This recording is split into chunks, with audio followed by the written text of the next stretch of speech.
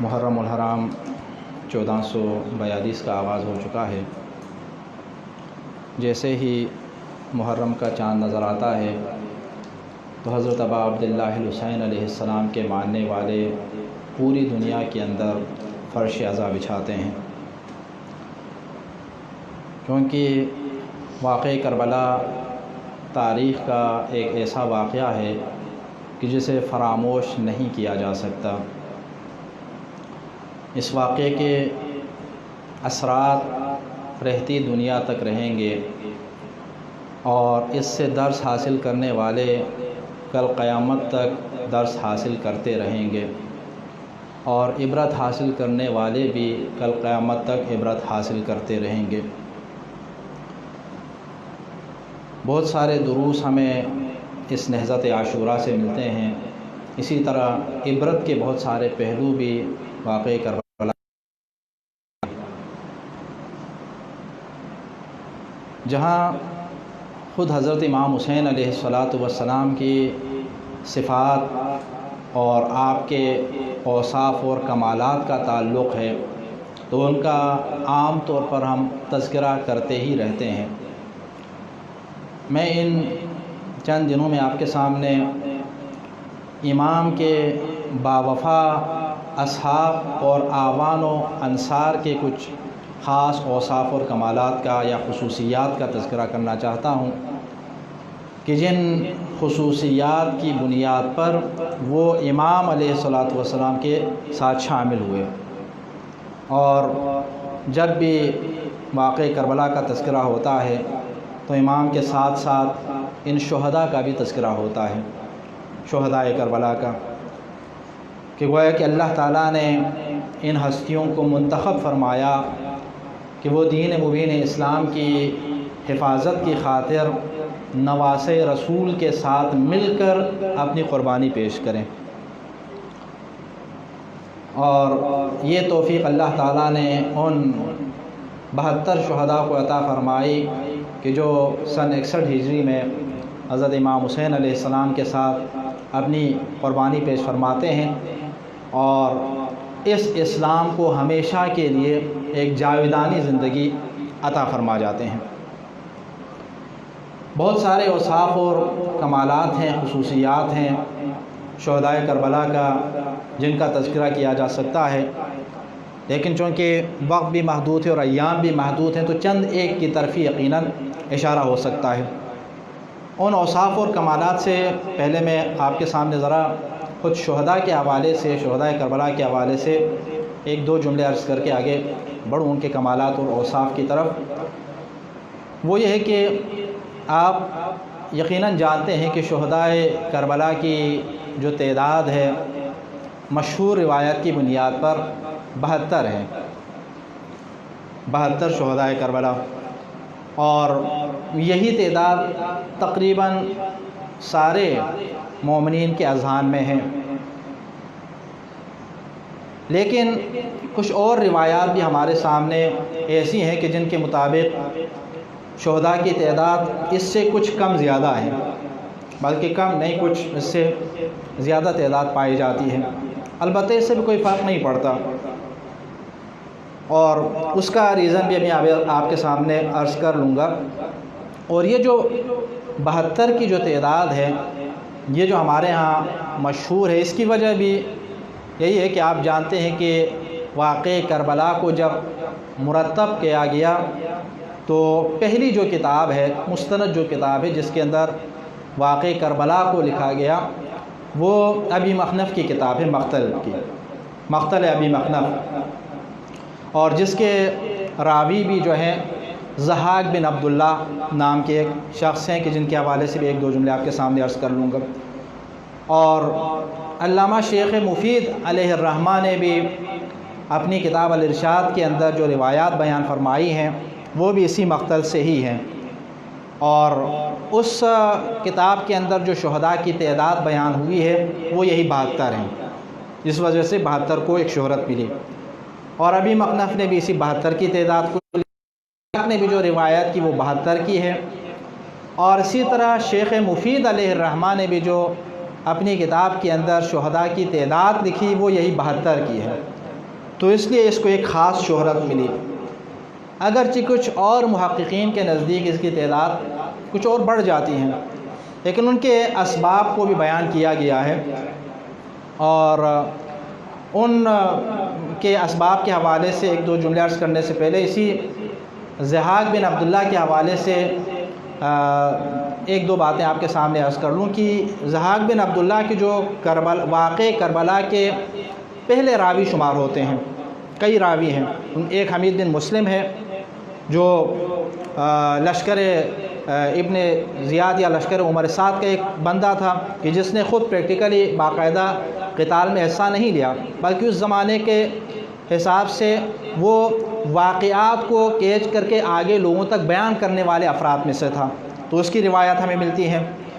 اسی طرح ایک یہ ضحاک بن عبداللہ، اور ضحاک بن عبداللہ کے حوالے سے یہ ہے کہ یہ وہ آدمی ہے کہ جو امام حسین علیہ السلام جب مکہ مکرمہ سے کوفے کی جانب جب تشریف لے جا رہے تھے، یہی ایام ہوں گے یا اس سے چند دن پہلے کے ایام، جب تشریف لے جا رہے تھے تو راستے میں ضحاک بن عبداللہ سے ملاقات ہوتی ہے۔ امام کی جب ان کے ساتھ ملاقات ہوتی ہے تو اکثر ایسا ہے کہ امام علیہ السلام جہاں جہاں لوگوں سے ملتے، اور خاص طور پر ایسے افراد سے کہ جن سے آپ کو کوئی امید تھی، کوئی توقع تھی، تو آپ ان کو دعوت دیتے تھے، اپنی تحریک میں شامل ہونے کی آپ دعوت دیتے تھے۔ تو ضحاک جب آپ سے ملے تو آپ نے ان کو دعوت دی، آپ نے اپنے قیام کا مقصد بتایا، اپنی حرکت کا مقصد بتایا کہ میں جا رہا ہوں، مدینہ منورہ سے اس لیے نکلا کہ یزید فاسق و فاجر نے بیعت طلب کی اور میں بیعت نہیں کرنا چاہتا، اس لیے کہ یزید ایسا ہے، اس کا کردار ایسا ہے، اس کے کردار کا اسلام کے ساتھ، اسلام کی تعلیمات کے ساتھ کوئی تعلق نہیں ہے۔ اور پھر مکہ مکرمہ میں آنے کے بعد بھی ایام حج میں امام علیہ السلام کو انتہائی خفیہ انداز میں شہید کرنے کا پلان بنایا گیا، تو امام علیہ السلام وہاں سے آپ جانتے ہیں کہ حج چھوڑ کر نکلتے ہیں، اور پھر راستے میں جن چند افراد سے ملاقات ہوئی ہے ان میں سے ایک یہ ہیں، باقی دو تین افراد کا تذکرہ میں آگے آپ کے سامنے کر لوں گا۔ ان میں سے ایک یہ ضحاک بن عبداللہ ہے، اور ضحاک بن عبداللہ کو جب آپ نے دعوت دی واقع اپنی تحریک میں شامل ہونے کی، تو اس نے ایک شرط رکھی آپ کے سامنے، مولا کے سامنے ایک شرط رکھی، اور اس نے یہ کہا کہ میں ایک شرط کے ساتھ آپ کے ساتھ شامل ہونے کے لیے تیار ہوں۔ مولا نے فرمایا کیا شرط ہے تمہاری؟ اس نے کہا کہ میں آپ کا ساتھ دوں گا، لیکن اس وقت تک آپ کا ساتھ دوں گا جب تک میرا آپ کا ساتھ دینا آپ کے لیے فائدہ مند ہو، سود مند ہو۔ یعنی اگر حالت اس نہج پر پہنچ جائے کہ میری مدد کا بھی آپ کو کوئی فائدہ نہ ہو، تو پھر میں آپ کا ساتھ چھوڑ کر چلا جاؤں گا، میں پھر اپنی زندگی بچا لوں گا اور نکل جاؤں گا۔ امام علیہ السلام نے اس کی شرط قبول فرمائی،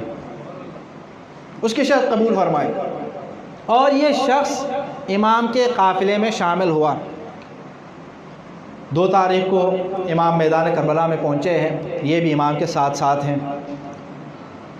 میدان کربلا کے اندر جتنے بھی واقعات پیش آئے اہل بیت اطہار علیہ السلام کے ساتھ، آپ کے آوان و انصار کے ساتھ، ان میں یہ شخص بھی شریک ہیں، اور ان سب کے عینی گواہ بھی ہیں، ان سارے واقعات کے عینی گواہ جناب ضحاک بن عبداللہ بھی ہیں۔ اور شب عاشور کے جو حالات ہیں، واقعات ہیں، اور جو روایات ہمارے ہاں مختلف کی کتابوں کے اندر اکثر ہیں کہ امام نے یہ فرمایا، جب امام نے اپنی بیعت اٹھا لی تو مختلف صحابی مختلف کونوں سے اٹھتے تھے اور یہ اپنی جانب سے اعلان وفاداری کرتے تھے۔ ان سب کے راوی جناب ضحاک بن عبداللہ ہیں، اس لیے کہ وہ شریک تھے۔ عاشورہ کی عصر عاشورہ تک ضحاک بن عبداللہ امام علیہ السلام کے ساتھ ساتھ ہیں، واقع کربلا میں شریک ہیں۔ شب عاشور کو جو امام نے اپنے آوان و انصار کے سامنے خطبہ ارشاد فرمایا، اپنی بیعت اٹھائی، ان سب کے عینی گواہ ہیں، اس خطبے کو سماعت کرنے والے ہیں۔ امام کے चाहने वालों की जानिब से जो ऐलान वफ़ादारी हुआ, उन सब के ऐनी गवाह और सुनने वाले हैं, शाहिद वही हैं। और जब सुबह आशूर नमूदार हो गई और जब शहादतों का सिलसिला खुला शुरू हुआ, तो उसके ऐनी गवाह भी जनाब ज़हाक बिन अब्दुल्ला हैं। और जब लश्कर इब्न ज़ियाद और यजीदी लश्कर की जानिब से हमले जब हुए, तो हज़रत इमाम हुसैन अलैहिस्सलाम के दिफा करने वाले जहाँ जनाब ज़ुहैर हैं, जहाँ जनाब हबीब इब्न मज़ाहिर हैं, जहाँ जनाब मुस्लिम इब्न औसजा हैं, जहाँ जनाब वहब हैं, वहाँ जनाब ज़हाक बिन अब्दुल्ला भी हैं। और बाकी अहल बैत के चाहने वालों के साथ, अहल बैत अतहार के साथ ये भी शामिल हैं। और उसी रोज़ जब ये वाक़या हुआ तो कई लोगों को, दुश्मनों के कई अफराद को वासिल जहन्नम भी करने वाले जो हैं ज़हाक बिन अब्दुल्ला हैं। यानी यहाँ तक उनका किरदार हमें मिलता है।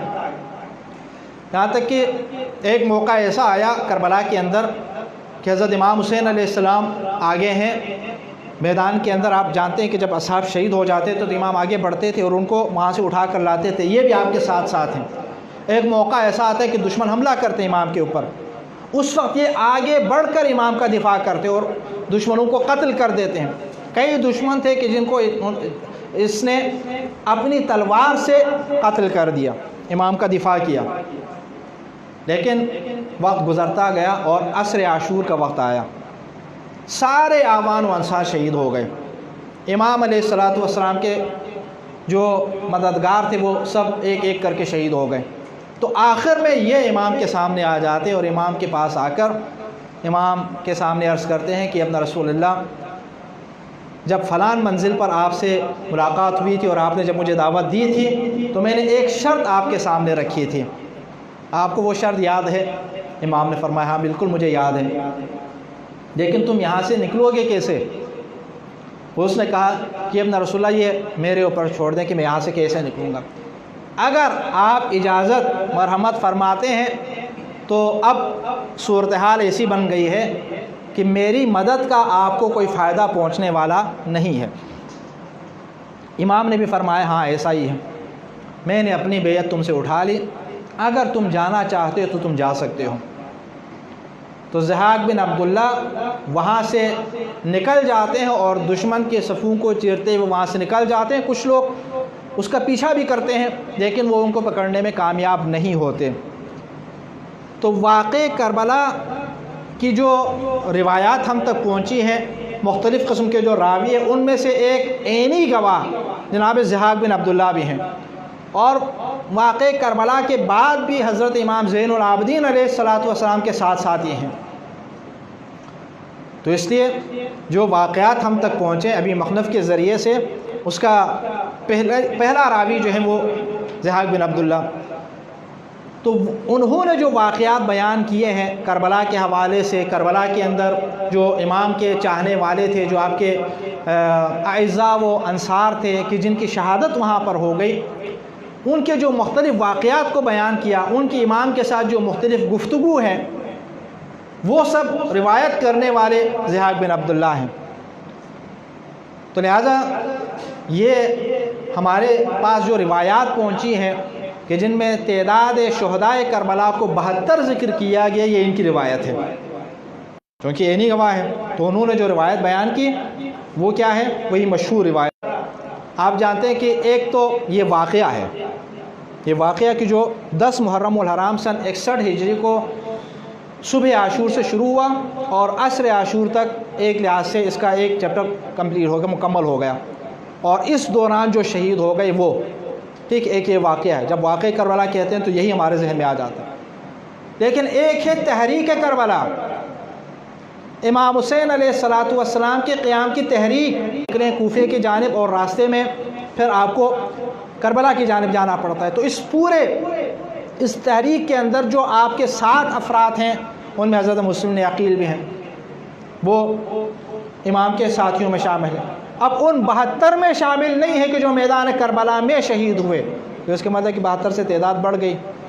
इसी तरह हज़रत मुस्लिम ने अकील का साथ देते हुए चंद अफराद शहीद हो गए।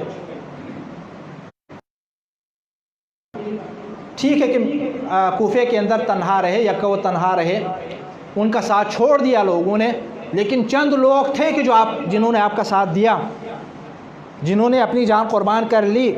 ان میں حضرت ہانی بن عروہ، حضرت ہانی بن عروہ ان افراد میں شامل ہے کہ جنہوں نے حضرت مسلم عقیل کا ساتھ دیا. شروع میں جب آئے تو بہت سارے افراد نے بیعت کی، اور بعد میں زیادہ تر افراد نے بیعت توڑ دی، مخالفت کی.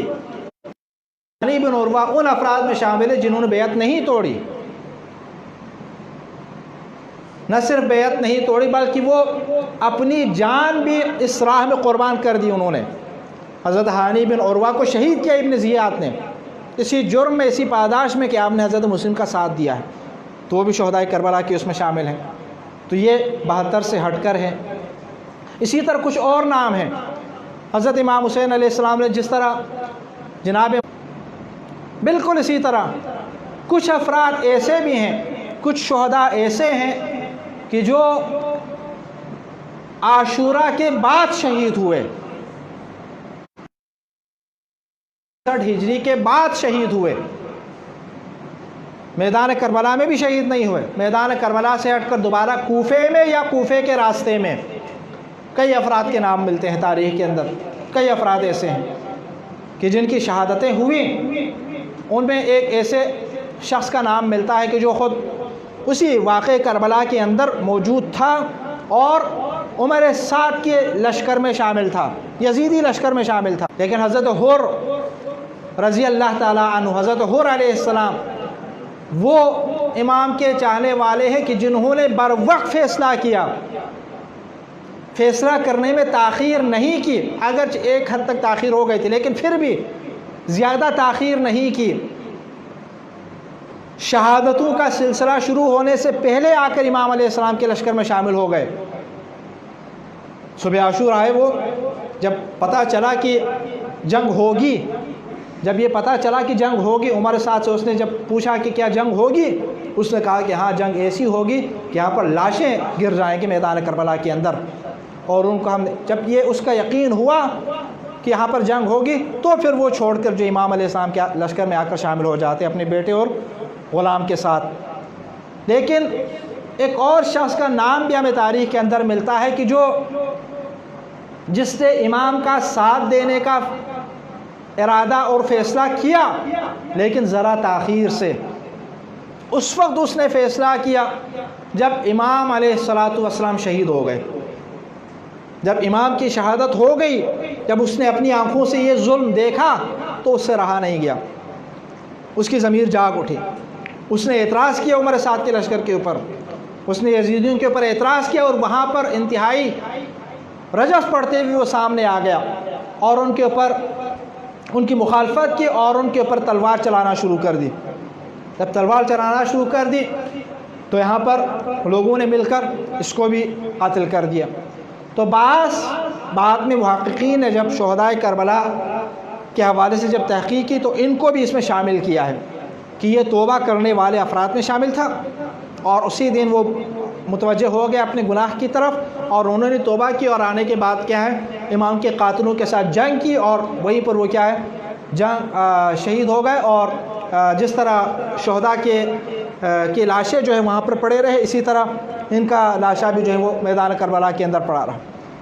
اسی طرح جب اس قافلے حسینی کو، جن میں زیادہ تر اب یا تو شہداء کے سر ہیں یا مخدرات عصمت و طہارت ہیں، جب یہ قافلہ پہنچا اور کوفے کے افراد نے جب اس منظر کو دیکھا تو آپ جانتے ہیں کہ اس میں بہت سارے ایسے افراد تھے کہ جو مگرمچھ کے آنسو بہا رہے تھے، جنہوں نے ساتھ نہیں دیا لیکن روتے جا رہے ہیں.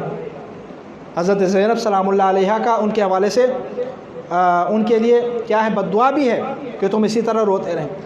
لیکن چند افراد ایسے تھے کہ جب انہوں نے یہ منظر دیکھا تو وہ باقاعدہ تلوار سامنے لے کر آتے ہیں، اور آنے کے بعد ابن زیاد کے سپاہیوں کے اوپر ٹوٹ پڑتے ہیں اور وہاں پر جنگ ہوتی ہے. جنگ کیا بلکہ وہ اکا دکا افراد آ رہے ہیں اور آنے کے بعد لڑتے ہیں، اور لڑنے کے بعد وہ جام شہادت نوش کر جاتے ہیں. تو اس طرح کچھ افراد وہ ہوئے کہ جو واقعہ کربلا سے پہلے شہید ہو گئے، میدان کربلا میں نہیں ہوئے، واقعہ کربلا سے پہلے 10 محرم الحرام سے پہلے، تو ان کو بھی بعد میں کچھ محققین نے شہدائے کربلا میں شامل کیا، تو تعداد بڑھ گئی 72 سے۔ کچھ افراد ایسے ہیں کہ جو واقعہ کربلا کے بعد شہید ہو گئے، کئی دنوں کے بعد شہید ہو گئے، اور جو میدان کربلا میں بھی نہیں ہے، 10 محرم الحرام کو بھی جن کی شہادت نہیں ہے، تو لہٰذا ان کو بھی بعد میں آنے والے کچھ محققین نے تحریک کربلا کے شہداء کے طور پر ان کا نام بھی شامل کیا، تو اس طرح تعداد بڑھ گئی۔ تو بہرحال یہ جو شہداء ہیں ان کی خصوصیات ایسی ہیں کہ انہوں نے حق کو پہچانا۔ ان میں سے ایک بصیرت ہے۔ بصیرت کسے کہتے ہیں؟ بصیرت کہتے ہیں حق اور باطل کو پہچاننے کی طاقت، اندرونی طاقت، کہ اگر یہ آپ بصیرت آپ کے وجود کے اندر اگر ہے، آپ صحیح ٹائم پر صحیح فیصلہ کر سکیں گے۔ جو آدمی بصیر ہے، جس کے اندر بصارت ہوتی ہے، جس کے اندر بصیرت ہوتی ہے، وہ صحیح ٹائم پر صحیح فیصلہ کرتے ہیں اور حق کی طرفداری کرنے لگ جاتے ہیں۔ شہدائے کربلا ایسے تھے، ورنہ بہت سارے افراد ایسے تھے کہ جو دیکھ رہے تھے کہ امام علیہ السلام کے ساتھ، اور امام کون؟ نواسۂ رسول، جس نبی کا یہ لوگ کلمہ پڑھتے ہیں اسی نبی کا نواسہ، اسی نبی کے نواسے کو لوگوں نے میدان کربلا کے اندر گھیرا، لیکن لوگ دیکھ رہے ہیں، وہ افراد بھی دیکھ رہے ہیں کہ جو میدان کربلا میں ہے، اور ان میں سے ایک حضرت نافع بن ہلال ہیں شہدائے کربلا میں، جناب نافع بن ہلال۔ حضرت نافع بن ہلال کے شب عاشور کے حوالے سے روایت آپ اکثر علماء سے سنتے ہیں کہ شب عاشور امام علیہ السلام میدان کربلا کی جانب اکیلے تشریف لے جا رہے ہیں۔ جب حضرت نافع نے دیکھا کہ جناب رسول حضرت امام حسین علیہ السلام اکیلے تشریف لے جا رہے ہیں، تو ان کو خوف ہوا کہ کہیں رات کی تاریکی میں دشمن امام علیہ السلام بیعت بھی تم سے اٹھا لیتا ہوں، تم یہاں سے میدان چھوڑ کر چلے جاؤ، تم ابھی نوجوان ہو، تم یہاں سے نکل جاؤ، اپنی زندگی بچاؤ، اپنے گھر والوں کے پاس چلے جاؤ، خاندان کے پاس چلے جاؤ۔ حضرت نافع بن ہلال کا پورا بدن لرز جاتا ہے، اور وہ عرض کرتے ہیں کہ اپنا رسول اللہ، اگر میں یہاں آپ کو تنہا چھوڑ کر چلا جاؤں تو جنگل کے بیڑیے مجھے چیر پھاڑ کر کھا جائیں۔ اگر میں نے یہ سوچا بھی کہ میں فرزند رسول کو یہاں تنہا چھوڑ کر چلا جاؤں گا۔ یہ بصیرت ہے حضرت نافع بن ہلال کی۔ یعنی جان کس کو قیمتی نہیں ہوتی، ہر ایک کو عزیز ہوتی ہے جان۔ حضرت نافع بن ہلال آپ سے باقاعدہ اپنی بیعت اٹھا بھی لی امام نے، لیکن پھر بھی ساتھ چھوڑ کر جانے کے لیے تیار نہیں ہیں۔ اور حضرت نافع بن ہلال کہاں سے آپ کے ساتھ شامل ہوئے؟ دوبارہ کوفے اور مکے کے درمیان میں ایک منزل سے۔ امام علیہ السلام، جیسا کہ میں نے عرض کیا، جہاں آپ دیکھتے تھے کہ کچھ ایسے افراد ہیں کہ جن کے اندر ایمان موجود ہے، تو امام ان کو دعوت دیتے تھے۔ ایک منزل پر آپ نے جب نافع کو دیکھا، آپ نے دعوت دی، حضرت نافع نے لبیک کہا، نافع بن ہلال نے لبیک کہا، اور لبیک کہہ کر وہ امام علیہ السلام کے لشکر میں شامل ہو گئے، اور امام کے لشکر میں ایسے شامل ہو گئے کہ امام نے اپنی بیعت اٹھا بھی دی، پھر بھی امام کا ساتھ چھوڑ کر جانے کے لیے تیار نہیں ہوئے، چونکہ آپ دیکھ چکے تھے، اپنی بابصیرت نگاہوں سے آپ دیکھ چکے تھے کہ امام علیہ السلام حق ہیں، آپ حق کے نمائندے ہیں، تو لہٰذا امام کو چھوڑ کر جانا یعنی حق کو چھوڑ کر جانا۔ شب عاشور ان کا ایک جملہ بھی ہمیں ملتا ہے، اِنَّا عَلَى بَصَائِرِنَا وَنِيَّاتِنَا نُعَادِي مَنْ عَادَاكَ وَنُوَالِي مَنْ وَالَاكَ، کہ مولا ہم اپنی نیتوں اور اپنی بصیرتوں کے اوپر قائم ہیں۔ جب امام نے بیعت اٹھا لی نا وہاں شب عاشور، تو ان کا جملہ یہ ہے کہ ہم اپنی بصیرت کے اوپر قائم ہیں، اپنے ارادے اور اپنی نیت کے اوپر ہم باقی ہیں، قائم ہیں، ہم آپ کا ساتھ چھوڑ کر نہیں جائیں گے۔ نوالی من والاک، جن کی ولایت آپ کے دلوں میں ہے ان کی ولایت ہمارے سینے میں بھی ہے۔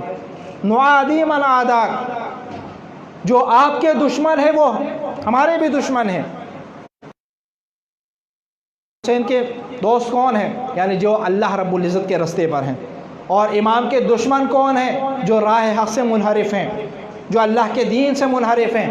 حضرت نافع بن ہلال بھی یہ نعرہ لگاتے ہیں، یہ ارشاد فرماتے ہیں کہ ہم ہر اس سے محبت کرتے ہیں کہ جو آپ کے راستے پر ہیں، اور ہر اس شخص سے ہم دشمنی اختیار کرتے ہیں کہ جو آپ کے دشمن ہیں۔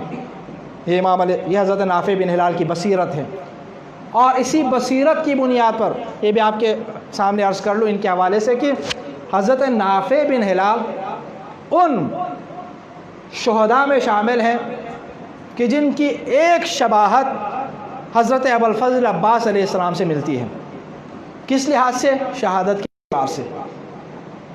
جس طرح حضرت ابوالفضل عباس علیہ السلام آپ جانتے ہیں کہ آپ کے بازو قلم ہو گئے، بازو قلم ہوئے پھر شہید ہوئے، حضرت نافع بن ہلال بھی ایسے شہداء میں شامل ہیں۔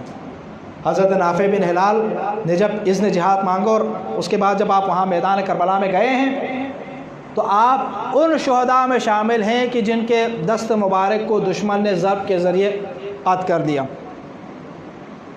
آپ کے بازو کو شہید کر دیا پہلے۔ اور ان افراد میں شامل ہیں گنے چنے چند افراد، بلکہ حضرت نافع کے علاوہ کسی اور کا نام بھی نہیں ملتا کہ جو گرفتار بھی ہو گئے۔ حضرت نافع بن ہلال گرفتار ہو گئے، زخمی بھی ہو گئے، اور زخمی ہونے کے بعد گرفتار ہو گئے۔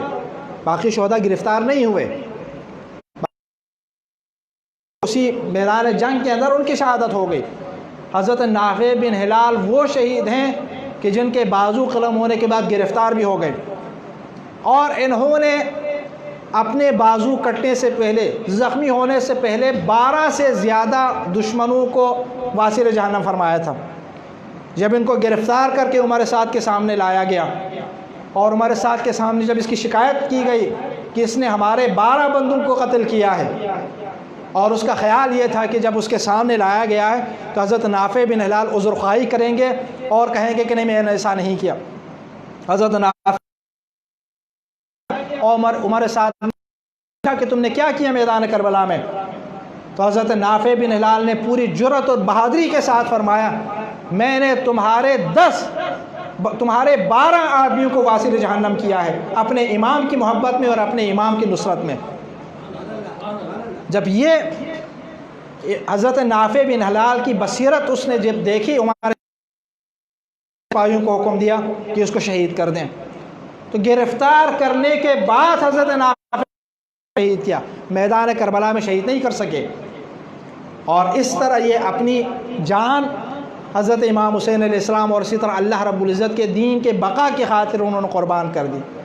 تو شہداء کربلا کی ایک خاص صفت بصیرت ہے کہ اپنی بصیرت کی بنیاد پر انہوں نے حضرت امام حسین علیہ السلام کا ساتھ دینے کا اعلان کیا، ورنہ بہت سارے افراد ایسے تھے کہ جو دیکھ رہے تھے کہ امام میدان کربلا کی طرف جا رہے ہیں۔ آپ جانتے کہ جب مکے سے نکلے ہیں تو خود مکے کے اندر ہزاروں لوگوں نے دیکھا جو حج کرنے آئے ہوئے تھے کہ امام علیہ السلام یہاں سے نکل رہے ہیں، خروج فرما رہے ہیں، اور آگے کوفے کی جانب آپ جا رہے ہیں،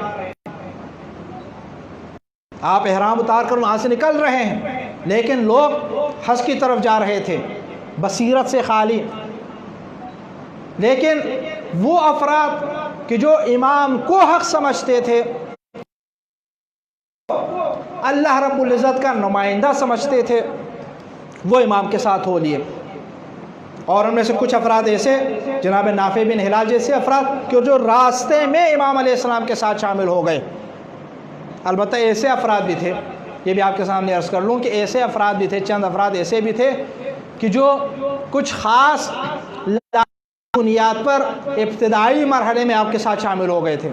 جب مکے سے امام نکلے ہیں تو اس وقت تعداد بہت زیادہ تھی، وہ یہی سمجھ رہے تھے کہ امام جو نکلے ہیں تو اب امام علیہ السلام نے جب قیام فرمایا تو یزید کی حکومت کا تختہ الٹ جائے گا، اور اس کے بعد امام علیہ السلام مسند خلافت پر بیٹھیں گے، اور مختلف علاقوں کی جو حکومتیں ہیں یا نمائندگی ہے وہ جب تقسیم کریں گے تو ہمیں بھی ان کو کچھ حصہ ملے گا۔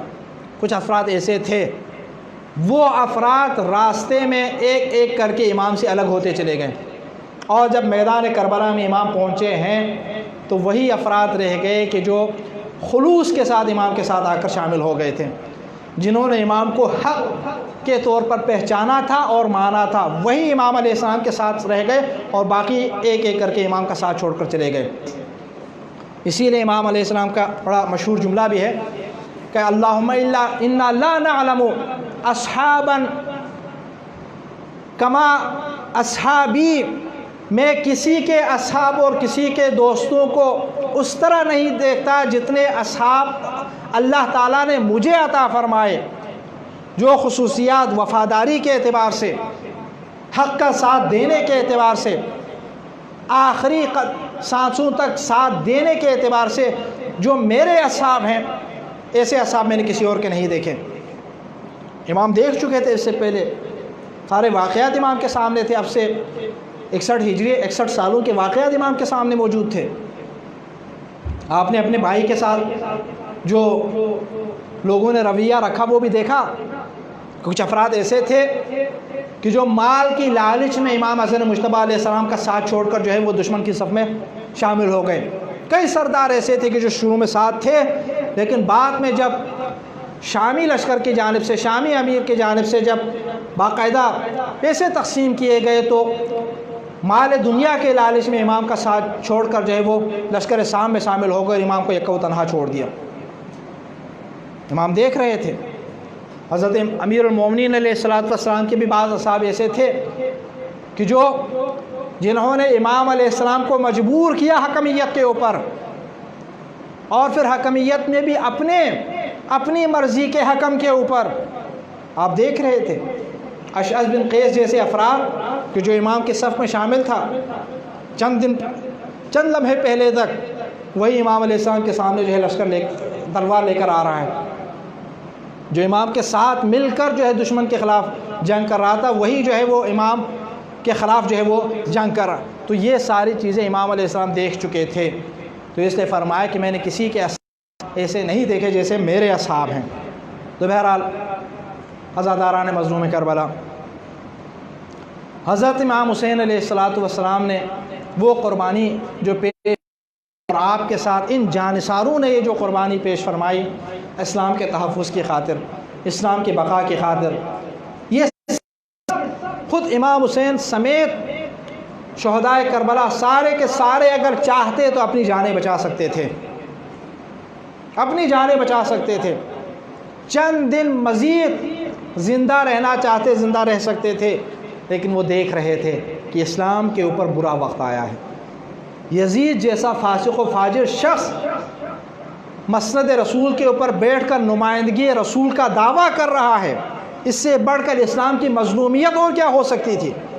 اسی لیے امام کا وہ جملہ بھی ہمیں ملتا ہے، وعلی الاسلام السلام اذا بلیت الامت براع مثل یزید۔ اس اسلام کا خدا حافظ ہے جب یزید جیسا فاسق و فاجر شخص اسلام کا نمائندہ بن جائے، مسلمانوں کا نمائندہ بن جائے اور مسند خلافت کے اوپر بیٹھ جائے۔ امام علیہ السلام 28 رجب المرجب کو